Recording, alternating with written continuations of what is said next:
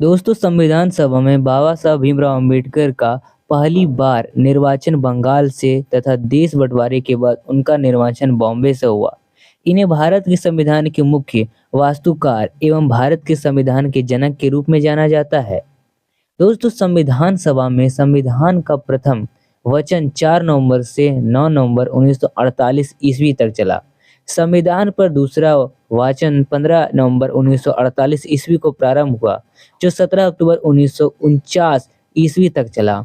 संविधान सभा में संविधान का तीसरा वाचन 14 नवंबर 1949 ईस्वी को प्रारंभ हुआ, जो 26 नवंबर 1949 ईस्वी तक चला और संविधान सभा द्वारा संविधान को पारित कर दिया गया। इस समय संविधान सभा के लगभग 284 सदस्य उपस्थित थे। वही हम HVR अयंगर की बात करें तो ये संविधान सभा के सचिव नियुक्त किए गए थे। दोस्तों, भारत के रियासतों का एकीकरण के लिए सरदार वल्लभ भाई पटेल की अध्यक्षता में 5 जुलाई 1947 को रियासती विभाग बनवाया गया। दोस्तों, संविधान निर्माण की प्रक्रिया में कुल बात कर लें 2 वर्ष 11 महीने और 18 दिन लगे। संविधान के प्रारूप पर कुल लगभग 114 दिन बहस हुई। दोस्तों, संविधान को जब 26 नवंबर 1949 को संविधान सभा द्वारा पारित किया गया, तब इसमें कुल 22 भाग थे और इसमें 395 अनुच्छेद और 8 अनुसूचियां थी। वर्तमान समय में संविधान में 22 भाग, 395 अनुच्छेद एवं 12 अनुसूचियां हैं।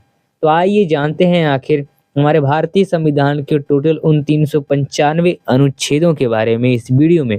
डिटेल से वीडियो में जानेंगे तो वीडियो को अंत तक देखिएगा। तो देखिए, सबसे पहले आइए जानते हैं यह है भारतीय संविधान का एक हम विषय की सूची सबसे पहले नजर देख लेते हैं कि कौन कौन से प्रावधान है, भाग कौन से, अनुच्छेद कौन से हैं और पृष्ठ कौन कौन से हैं। आइए जानते हैं। सबसे पहले इधर मान लो इसको एक सिलेबस की तरह से कि ये सब इधर आपके जो भी हैं सब्जेक्ट हैं और इसमें आपका जो जो भाग है वो पढ़ना पड़ता है। ठीक है, तो ये जैसे प्रस्तावना, इसमें भाग जो भी रहेगा संघ राज्य के बारे में, तो ये अनुच्छेद इधर रहेंगे। तो इन सभी को बारे में जानेंगे आगे। तो आइए शुरुआत करते हैं इस वीडियो को। इसको आप देख सकते हो, एक बार स्क्रीनशॉट ले सकते हो। तो आइए अनुच्छेद 1 से हम यहाँ पर स्टार्ट करते हैं।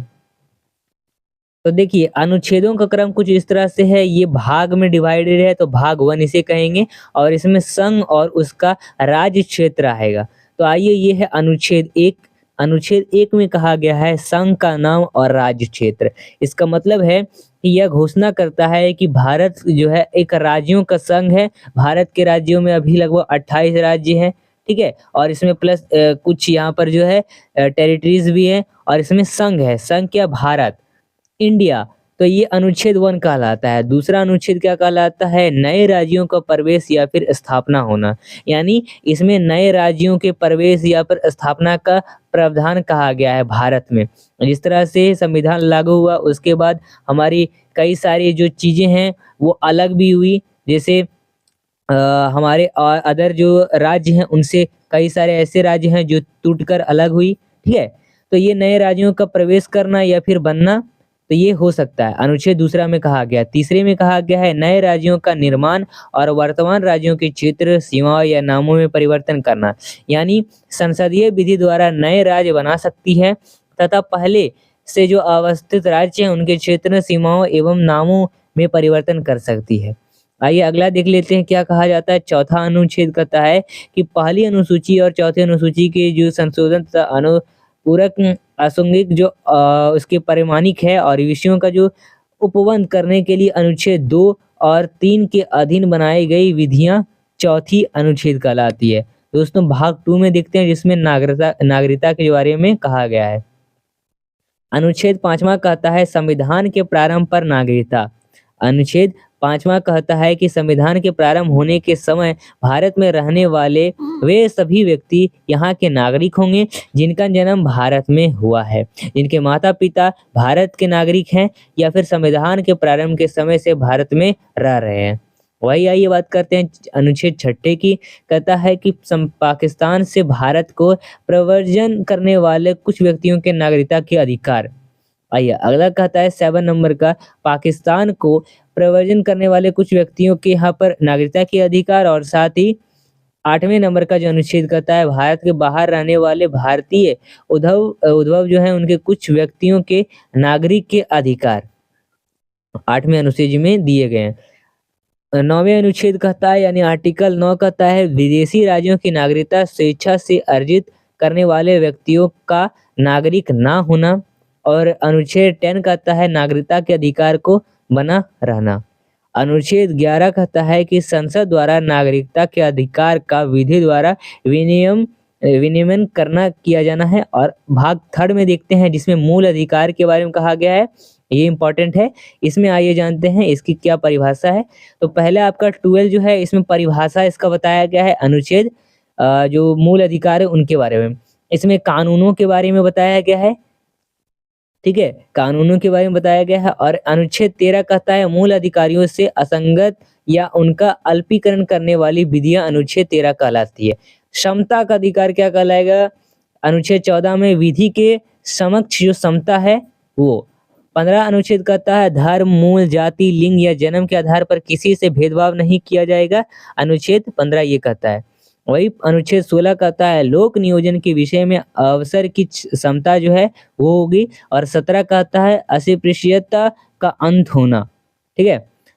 आइए अगला देखते हैं। अनुच्छेद कहता है उपाधियों का अंत, ये जो है 18 अनुच्छेद कहता है। अब आइए जानते हैं स्वातंत्र्य अधिकार। इसमें अनुच्छेद जो है 19 है।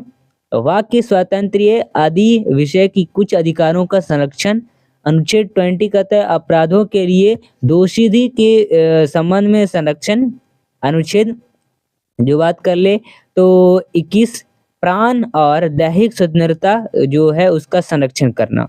अनुच्छेद 21 का क कह रहा है कि शिक्षा का अधिकार होना। अनुच्छेद 12 कहता है कुछ दशाओं हैं उनमें गिरफ्तारी और निरोध से संरक्षण करना। आइए शोषण के विरुद्ध अधिकार। 23 अनुच्छेद में मानव के दुर्व्यापार और बालाश्रम का प्रतिषेध करना। और 24 नंबर अनुच्छेद कहता है कारखानों आदि में बालकों के नियोजन का प्रतिषेध करना। धर्म की स्वतंत्रता का अधिकार, यह अनुच्छेद जो है 25 नंबर में है। इसमें कहा जाता है कि अंतकरण के और धर्म के अबाध रूप से मानने, आचरण और प्रचार करने की स्वतंत्रता। आइए अब अगले जानते हैं। अनुच्छेद 26 कहता है धार्मिक कार्यों के प्रबंधन की स्वतंत्रता करना। जो धार्मिक कार्य है उसकी स्वतंत्रता होना, स्वतंत्र रूप से कुछ भी किया जा सकता है धार्मिक के लिए। आइए 27 नंबर किसी विशेष धर्म की अभिवृद्धि के लिए करों के सदायों से बारे में स्वतंत्रता दी गई है। अनुच्छेद 28 कहता है कुछ शिक्षा संस्थाओं में धार्मिक शिक्षा या धार्मिक उपासना में उपस्थिति होने के बारे में स्वतंत्रता। अनुच्छेद 29 कहता है अल्पसंख्यक वर्गों के हितों का संरक्षण। 30 कहता है शिक्षा संस्थाओं की जो स्थापना है और प्रशासन करने का अल्पसंख्यक वर्गों का अधिकार होना। और 21 अनुच्छेद निरसित कहता है, देखिए कुछ विधियों की जो व्यावृत्ति है उसके बारे में अनुच्छेद दिया गया है 31 से। तो 31 यहाँ पर अनुच्छेद 31 है और इसमें जो है नंबर वाइज है। और नंबर ये क्या है आइए जानते हैं। इसमें जो है क ख घ घ इस तरह से एक नंबरिंग में दिया गया है। 31 अनुच्छेद में ये चारों पॉइंट्स हैं। कहा है 31 का क अनुच्छेद संपदाओं आदि के अर्जन के लिए जो उपबंध करने वाली विधियों की व्यावृत्ति। अनुच्छेद ख कहता है इसका कुछ अधिनियमों और विनियमों का विधि मान्यकरण। अनुच्छेद ग कहता है कुछ निर्देशक तत्वों को प्रभावित करने वाली विधियों की व्यावृत्ति। और 31 का घ कहता है निरसित। संविधान उपचारों का अधिकार। 32 अनुच्छेद कहता है इस भाग द्वारा जो प्रदत्त अधिकारों का प्रवृत्ति कराने के लिए उपचार। 32 का क कहता है निरसित। 33 नंबर में इस भाग द्वारा जो प्रदत्त अधिकार हैं उनका बलों आदि को लागू होने में उपांतरण करने की संसद की शक्ति हो। तो ये जो है 33 नंबर का अनुच्छेद कहलाता है। अनुच्छेद 34 कहता है कि जब किसी क्षेत्र में सेना विधि प्रवृत्ति है तब इस भाग द्वारा प्रदत्त अधिकारों पर निर्भर जो बंधन है उसके लिए। अनुच्छेद 35 कहता है इस भाग में उपबंधों को प्रभावी करने के लिए विधान है। भाग 4 को देखते हैं। भाग 4 है राज्यों की नीति के निर्देशक तत्व। अनुच्छेद 36 जो कहता है वो परिभाषा कहता है इसकी। अनुच्छेद 37 इस भाग में अतिवृष्ट तत्वों का लागू होना। अनुच्छेद 38 कहता है राज्य लोक कल्याण की अभिवृद्धि के लिए सामाजिक व्यवस्था बनाएगा। 39 कहता है राज्य द्वारा अनुसरणीय कुछ नीति तत्व। आइए 39 का क कहता है समान न्याय और निःशुल्क विधिक तत्व करना। अनुच्छेद 40 कहता है ग्राम पंचायतों का संगठन करना। 41 अनुच्छेद कहता है कुछ दशाओं में काम, शिक्षा और लोक सहायता पाने का अधिकार होना। अनुच्छेद 42 कहा गया है काम की न्यायसंगत और मानवोचित दशाओं का तथा प्रस्तुति सहायता का उपबंध कराना। अनुच्छेद 43 कर्मकारों के लिए निर्वाह मजदूरी आदि करना। 43 का कह रहा है उद्योगों को जो प्रबंधन है उसमें करों का भाग लेना। 43 ख का जो अनुच्छेद है वो कह रहा है सहकारी समिति की अभिवृद्धि करना। 44 अनुच्छेद कहता है नागरिकों के लिए एक समान सिविल सहायता। अनुच्छेद 45 कहता है 6 वर्ष से कम आयु के बालकों के लिए जो प्रारंभिक बाल व्यवस्था है उसमें देखरेख और शिक्षा का उपबंध कराना। अनुच्छेद 46 कह रहा है अनुसूचित जनजातियों हैं उनके अनुसूचित जनजाति और अन्य दुर्बल वर्गों के लिए शिक्षा और अर्थ संबंधी हितों की अभिवृद्धि होना। अनुच्छेद 47 कहता है कि प्रोत्साहन स्तर और जीवन स्तर को ऊंचा करने तथा लोक स्वास्थ्य का सुधार करने का राज्य का कर्तव्य होना। अनुच्छेद 48 कहता है कृषि और पशुपालन का संगठन। अनुच्छेद 48 का क कहता है पर्यावरण का संरक्षण तथा संवर्धन और वन तथा वन्य जीवों की रक्षा करना। अनुच्छेद 49 की बात कर लेते हैं राष्ट्रीय महत्वों के स्मारकों, स्थानों और वस्तुओं का संरक्षण करना। अनुच्छेद 50 कार्यपालिका से न्यायपालिका का पृथक्करण करना। अनुच्छेद 51 कहता है अंतर्राष्ट्रीय शांति और सुरक्षा को अभिवृद्धि करना। अनुच्छेद अब 4 का भाग क जिसमें मूल कर्तव्य दिए गए हैं। मूल कर्तव्य 91 भाग में है। अनुच्छेद का 91 अनुच्छेद जो है मूल कर्तव्यों को लेकर है। भाग 5 देखते हैं जिसमें संघ के बारे में है। इसमें अध्याय 1 जो है कार्यपालिका, राष्ट्रपति और उपराष्ट्रपति को लेकर है। तो अनुच्छेद 12 में कहा गया है अनुच्छेद 92 में जो कहा गया है भारत के राष्ट्रपति के बारे में। अनुच्छेद 93 में संघ की कार्यपालिका शक्ति। अनुच्छेद जो है 54 देख लो तो ये जो है राष्ट्रपति का निर्वाचन करना। 55 में राष्ट्रपति के निर्वाचन की नीति। इसमें जो है सबसे पहले हम यह देख लेते हैं 53 अनुच्छेद। इसमें संघ की जो कार्यपालिका शक्ति है इसके बारे में कहा गया है कि संघ की कार्यपालिका संबंधित शक्ति जो है राष्ट्रपति में मतलब निहित रहेगी। ठीक है, तो ये 53 में कहा गया है। 54 का जान चुके हैं, 55 का जान चुके हैं। वही 56 में कहा गया राष्ट्रपति का पदाविधि। ठीक है, अनुच्छेद 57 में पूर्ण निर्वाचन के लिए पात्रता। अनुच्छेद 58 में राष्ट्रपति की 58 में देख लो तो पूर्ण विचार के लिए पात्रता इसमें भी है। और 49 के लिए देख लो, 59 के लिए देख लो तो इसमें जो है राष्ट्रपति के पदों के लिए शर्तें हैं। और 60 के लिए राष्ट्रपति के द्वारा जो है शपथ या प्रतिज्ञान करना। अनुच्छेद 61 में कहता है राष्ट्रपति पर महाभियोग चलाने की प्रक्रिया। और 62 राष्ट्रपति के पदों में रिक्ति को भरने के लिए निर्वाचन करने का समय। और जो है आकस्मिक रिक्तियों को भरने के लिए निर्वाचन व्यक्ति की पदावधि। अनुच्छेद 63 भारत का जो उपराष्ट्रपति उसके बारे में। 64 कहता है उपराष्ट्रपतियों जो है उसका राज्यसभा का पदेन सभापति होना, यानी कि उपराष्ट्रपति जो है राज्यसभा का एक पदेन अध्यक्ष होगा, ये कहा जा रहा है इसमें। और जो है 65 अनुच्छेद में कहा गया है राष्ट्रपति के पद में आकस्मिक रिक्ति के दौरान या उसकी अनुपस्थिति में उपराष्ट्रपति का राष्ट्रपति के रूप में कार्य करना या उनके कृत्यों का निर्वहन करना। 66 में देख लो उपराष्ट्रपति का निर्वाचन करना। अनुच्छेद यहाँ पर देख लो 67 में उपराष्ट्रपतियों की पदावधि करना। 68 में उपराष्ट्रपतियों के पदों में रिक्ति को भरने के लिए निर्वाचन करने का समय और आकस्मिक रिक्तियों को भरने के लिए निर्वाचन व्यक्ति की पदावधि। ठीक है, अब 69 देख लो राष्ट्रपति उपराष्ट्रपति है उसके द्वारा शपथ या प्रतिज्ञान करना। 70 में अन्य आकस्मिकताओं में राष्ट्रपति के कृत्यों का निर्वहन करना। 71 राष्ट्रपति या उपराष्ट्रपति के निर्वाचन में संबंधित विषय। अनुच्छेद 72 में क्षमा आदि की और कुछ मामलों के दंडादेश के निलंबन, परिहार या लघुकरण की राष्ट्रपति को शक्ति है। ठीक है, अब देख लो 73 संघ की कार्यपालिका शक्ति का विस्तार करना।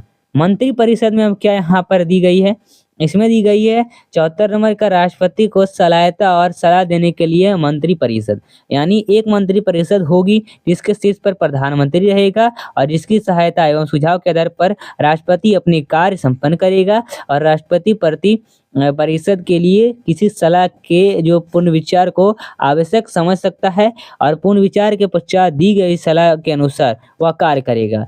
इसके जो है संबंधित किसी विवाद की परीक्षा किसी न्यायालय में नहीं की जाएगी, ये कहा जाता है 74 नंबर के। 75 नंबर में मंत्रियों के बारे में अन्य उपबंध इसमें दी गई है। भारत का महान्यवादी, दोस्तों यहाँ पर 76 का जो अनुच्छेद है आर्टिकल, इसमें कहता है भारत का महान्यायवादी। इसका मतलब है कि राष्ट्रपति द्वारा महान्यायवादी की जो नियुक्ति है उसकी की जाएगी। दोस्तों आइए जानते हैं अगला, कहा जा रहा है सरकारी कार्यों का संचालन। इसमें भारत सरकार 77 नंबर का भारत सरकार के कार्यों का संचालन होगा और 78 में राष्ट्रपति को जानकारी देने आदि के संबंध में प्रधानमंत्री के कर्तव्य होंगे, यानी प्रधानमंत्री का यह कर्तव्य होगा कि वह देश के प्रशासनिक एवं विधायी मामलों तथा मंत्रिपरिषदों के निर्णयों के संबंध में राष्ट्रपति को सूचना दे, यदि राष्ट्रपति इस प्रकार की सूचना प्राप्त करना आवश्यक समझे तब। अब आइए संसद के बारे में जान लेते हैं। जो है संसद, इसमें साधारण जो भी है इसके बारे में जानेंगे और इसमें कहा गया है 79 का अनुच्छेद आर्टिकल है संसद का गठन होगा। 80 में राज्यसभाओं का संरचना होगा 81 नंबर में लोकसभा की संरचना होगा। 82 में प्रत्येक जनगणना के पश्चात पुनः योजन जो होगा और 83 में संसदों के जो है संसदों के सदनों की अवधि होगी। वही बात कर लेते हैं अगला, 84 नंबर का संसद की सदस्यता के अर्हता होंगे। 85 में संसद के सत्र 17 वर्षान और विघटन के यहाँ पर बात कही गई और यहाँ पर देख लो 86 नंबर का कहा गया है सदनों में अभिभाषण का और उनके संदेश भेजने का जो संदेश है भेजने का राष्ट्रपति का अधिकार होगा, यानी इसके अंदर राष्ट्रपति द्वारा संसद को संबोधित कराने तथा संदेश भेजने के लिए अधिकार का उल्लेख है।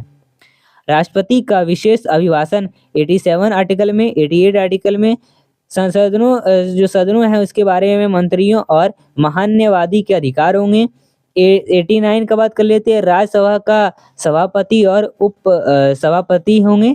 90 नंबर का उपसभापति का पद रिक्त होना और 89 नंबर में यहाँ पर ध्यान देने वाली बात है कि जो राज्यसभा के जो सभापति है एवं उपसभापति यहाँ पर कही गई है और 90 नंबर का उपसभापति का पद जो है रिक्त होगा और इसमें पदत्याग और पद से हटाया जाना लिखा गया है। 91 नंबर की बात कर लेते हैं, सभापति के पद में कर्तव्य का पालन करने या सभापति के रूप में कार्य करने की उपसभापति या फिर अन्य व्यक्ति की शक्ति होगी।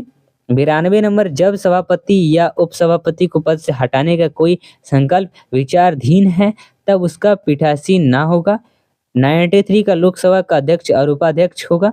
94 में अध्यक्ष और उपाध्यक्ष का पद जो है रिक्त होना और पद त्याग और पद से हटाया जाना है।